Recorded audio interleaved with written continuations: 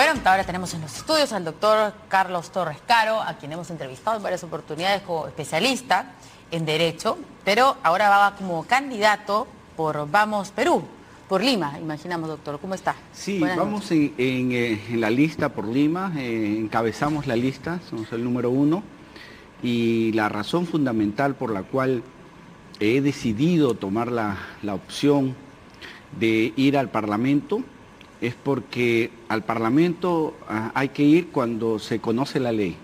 Es decir, hay que ir a gestionar la ley, porque los congresistas no hacen carreteras, no hacen hospitales, no hacen escuelas, pero a través de la ley se puede asegurar que esas escuelas, esos hospitales y esas carreteras sean hechas de una manera que se evite la corrupción. ¿Cómo así Vamos Perú? Básicamente porque tuve varias invitaciones, las evalué, y en esta invitación había una relación de parte de amigos, compañeros de universidad, de la época cuando estábamos en la universidad, de manera que tomé la decisión y dije, voy a apostar por esta... Recibió varias invitaciones. Sí, varias ¿Estamos hablando de 3, 4? Sí, 3, 4 aproximadamente, pero no había decidido no postular. Pero esta fue una circunstancia que me hizo ver que era el momento, ante una situación de grave crisis que, como bien has dicho, Verónica, sí, la hemos analizado aquí durante los últimos 2 años en muchas ocasiones, y creo que es el momento que algunas personas que de verdad quieren hacer algo por el país se metan a la boca del lobo, ¿no? Se metan a esto que es despreciado hoy en día por las grandes mayorías. O sea, todo el mundo desprecia a los políticos. Entonces hay un momento que uno se dice, bueno, vamos a empezar a cambiar esto, ¿no? Y creo que esa es la razón por la cual acepté, digamos, Vamos Perú, porque vi ese sentimiento en jóvenes. ¿Conoció las bases? ¿Usted dónde vio el sentimiento? Sí, lo vi en mucha gente, a tal punto que la alternancia la hemos respetado, por ejemplo, ¿no? En el número 2 va una estupenda profesional comunicadora que es Jenny Bengolea, bueno, hermana de Alberto, que va por el PPC. Sí, pero, como cuenta usted, digamos, la historia que lo lleva a postular por Vamos Perú, parece más una decisión de un grupo de amigos que el producto de una elección interna. No, la decisión de amigos es el hecho de ir a la... ¿Y después postuló usted en Y después hay una designación. Hay una designación, claro, pero la designación pues que es la que un tanto digital, digamos, ¿no? No, porque hay cada movimiento, cada partido tiene sus reglas, y yo las he respetado y el partido las ha respetado. Pero la razón fundamental por la cual yo doy este paso, que es importante, es porque en el Congreso se gestiona la ley. Y yo conozco la ley. Yo conozco cómo gestionar la ley para que, por ejemplo, todos hablamos de anticorrupción, todos vamos a hablar de seguridad ciudadana y todos vamos a hablar de no a la inmunidad. Pero la manera y el enfoque, cómo hay que entablar el tema, es lo que va a marcar la diferencia. Pero ahora que menciona el tema de la corrupción, y quería preguntarle yo si el señor Juan Sotomayor es su amigo de universidad, el que estaba haciendo usted referencia, que es el líder de la agrupación. No es mi amigo de universidad, la persona de Juan Sotomayor, pero lo conozco. Lo primero que ¿Él no lo invitó directamente? No, es como le digo, son amigos que me llevaron al partido, y el partido al Comité Ejecutivo Nacional, y luego conocí al líder de ese movimiento, que es Juan Sotomayor. Que va por Callao, y además, que va ¿cierto? cabeza de lista por el Callao, y que lo primero que nos pusimos de acuerdo en esta situación es, a ver, dame tu certificado de antecedentes penales y judiciales. Y lo primero que hizo es entregármelo. Está limpio. No, pero doctor, usted siendo penalista, tendría que haber buscado en el Ministerio Público, que es donde están las investigaciones. Claro, pero lo cierto y lo real... Y ahí sí tiene. Es que, lo cierto y lo real ¿No es tiene, que yo lo o que no tengo... preguntó? No, sí, claro que pregunté. Lo cierto y lo real es que no tiene antecedentes penales. No y hay eso una me acusación, basta. pero tiene, a ver, son a ver, ¿dónde tengo acá el dato? Son varias investigaciones, ¿no? Denuncias establecidas por la Fiscalía como la Procuraduría Anticorrupción del Callao.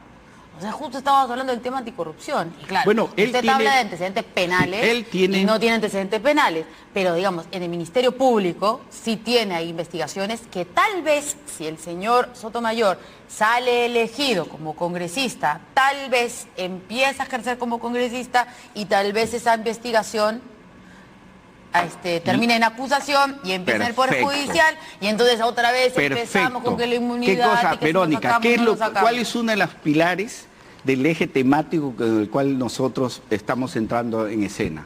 Y es el no a la inmunidad. O sea, ese es el compromiso partidario de la no inmunidad. O sea, lo que queremos evitar es que el Parlamento se convierta en un sitio de impunidad, en un lugar donde esté prontuariado. Mire, déjeme contarle algo. Yo he sido fiscal muchos años. Y esto es sincero lo que le voy a decir. Sí. Cuando fui fiscal, en las múltiples funciones que me desempeñé como fiscal, hubo una que fue fiscal antibandas.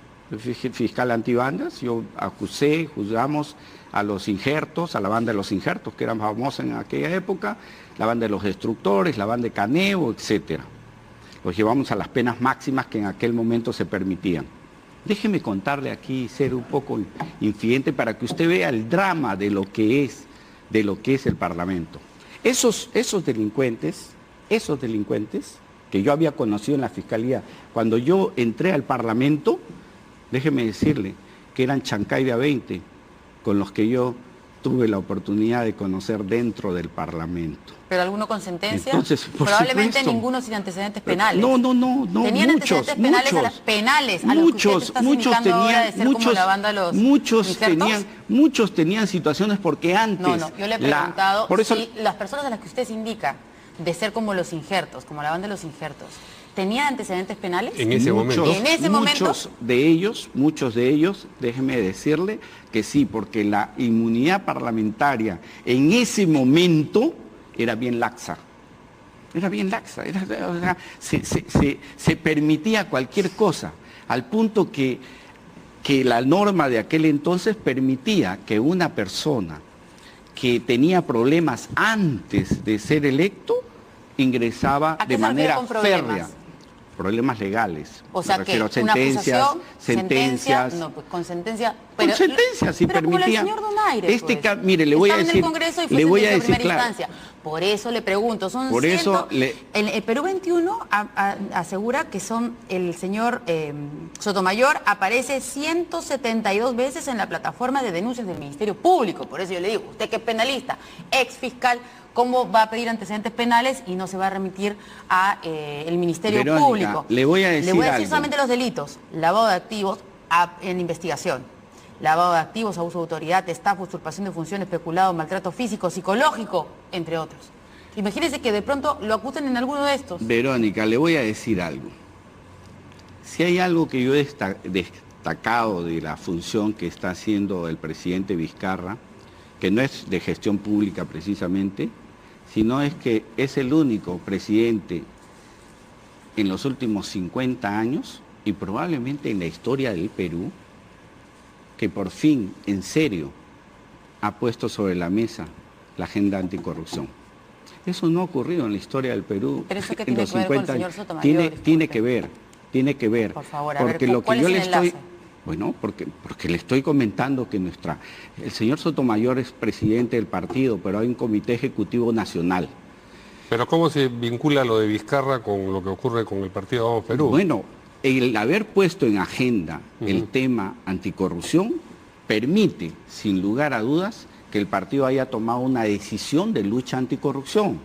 Es decir, el propósito fundamental del partido Vamos Perú es la lucha anticorrupción, pero hacerla no de manera coyuntural, como pueden hacer pensar algunos, sino de manera estructural, porque el problema de la norma, Mario, el problema de la norma de la inseguridad y la corrupción en el país es que lamentablemente no hay una política de Estado en materia criminal.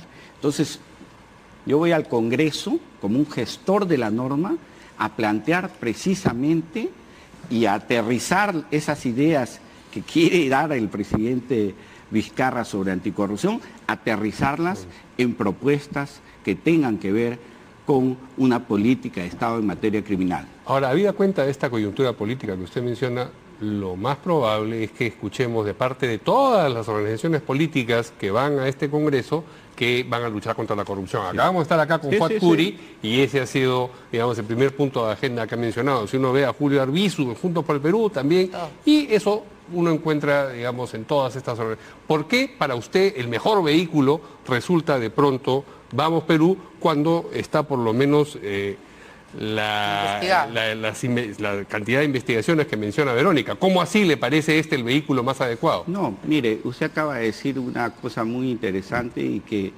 que soluciona los problemas de alguna manera, porque vea, usted lo que me está diciendo es que hay consenso entre todos. No, que todos lo van a modular, que todos van a decir eso, pero digamos, lógico, van a decir lo que la gente quiere escuchar. Lo interesante es que todos entramos en un consenso, y ese consenso nos va a permitir, cuando ya hayan los debates correspondientes, establecer las mecánicas de cómo, en este corto periodo de tiempo que vamos a tener, llegar a ese consenso. Ya, pero este es el vehículo particular que usted ha elegido. Yo creo que sí. ¿Por qué? Yo creo porque estoy presidiendo la lista, porque estoy llevando consecuencia de haberlo elegido, no es... O sea, sí, porque le digo, ¿por qué es el mejor vehículo? Porque lo estoy presidiendo, porque soy un gestor de la ley, porque me he tomado en serio eso. ¿Usted cree que es fácil? ¿Usted cree que es fácil dejar una tranquilidad profesional para meterse a la boca del lobo, para meterse a un sitio donde lo primero que hacen las personas es cuestionar a los políticos, decir, estos corruptos, estos que se la llevan fácil, estos que se... Pero esta no es su primera experiencia política, de manera que alguna vocación debe tener. Obviamente, entonces el hecho de dejar eso requiere ciertos niveles de compromiso con el país. Entonces, ¿por qué es un buen vehículo? Porque lo estoy llevando, porque la gente que está a mi lado es gente de primera, son gente honesta, son gente joven, gente valiente, porque déjeme decirle, para entrar en circunstancias como las que estamos viviendo, hay que tener valentía para poder enfrentarse a monstruos inmensos de corrupción como los que están ahora ahogándonos. Sí. Y bueno, entonces, regresando al tema de la inmunidad, que va a ser otro de los temas, seguramente, ¿no es cierto?, de campaña en la inmunidad parlamentaria. ¿Cuál es su propuesta o cuál es la propuesta de su agrupación? La propuesta es no a la inmunidad. ¿Y qué inmunidad significa que no, que la persona, si tiene 50 denuncias, como usted lo ha mencionado, investigaciones, y hay una sola citación, sea por fiscalía o por juzgado, tendrá toda la potestad y la autoridad sin que el Parlamento tenga nada que decir sobre ese tema. Okay. ¿Cuál es la propuesta entonces de su agrupación para el tema de la inmunidad parlamentaria? Que no debe existir la inmunidad parlamentaria. En absoluto. En absoluto. De investigación, de nada. La impunidad es lo que debemos evitar. Entonces, si hay un cuestionamiento de parte de una autoridad sobre cualquier congresista, obviamente tiene que dejarse la potestad a esa autoridad para que lo investigue. No tiene claro, digamos, o sea, una propuesta clara y concreta. Estoy diciendo la no inmunidad parlamentaria para efectos de evitar la impunidad en lo que se ha convertido los casos Donaire. La inmunidad parlamentaria. Anular la inmunidad parlamentaria es la propuesta partidaria. Sí, es la que... acá las declaraciones que dio hace poco dijo, la inmunidad parlamentaria es una decisión política del Parlamento. Así es. No entiendo muy bien acá, pareciera usted que está a favor de la inmunidad parlamentaria. Y de ahí dice, no vamos a dejar que delincuentes se aprovechen precisamente de la función legislativa para reclamar impunidad. Así es. Por eso, entonces, de repente podría ser un poco... Clarísimo. Yo no entendí, discúlpeme, a ver, explíqueme por favor. Voy a tratar de hacérselo más claro. Es la supresión absoluta de la inmunidad. Mire, ¿cuál es el objeto de la inmunidad parlamentaria? Sí. Proteger al parlamentario de un hostigamiento y un acoso que pudiera existir para evitar que pueda él defender. De acuerdo, eso es consustancial. Eso es consustancial a la función de congresista. Eso no se puede suprimir.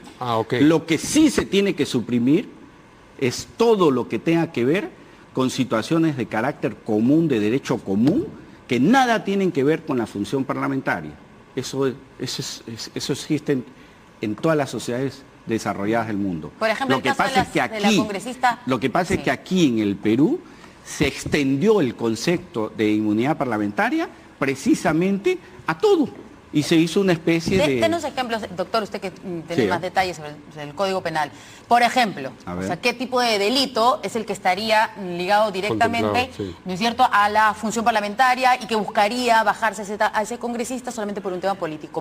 ¿Como qué, por ejemplo? Por ejemplo, si usted está defendiendo una determinada ley y comienzan a acusarle en relación a la función propia vinculada a ese proyecto de ley, comienzan a denunciar lo que está haciendo abuso de autoridad por proponer eso, que está haciendo lo que fuera. Que no van a ir de frente a decir que está abuso de autoridad. Probablemente salgan otro tipo de denuncias, ¿no es cierto?, relacionado al congresista, pero no directamente al proyecto que supuestamente está entonces, si son otro tipo de denuncias, estamos hablando de que no hay inmunidad para eso.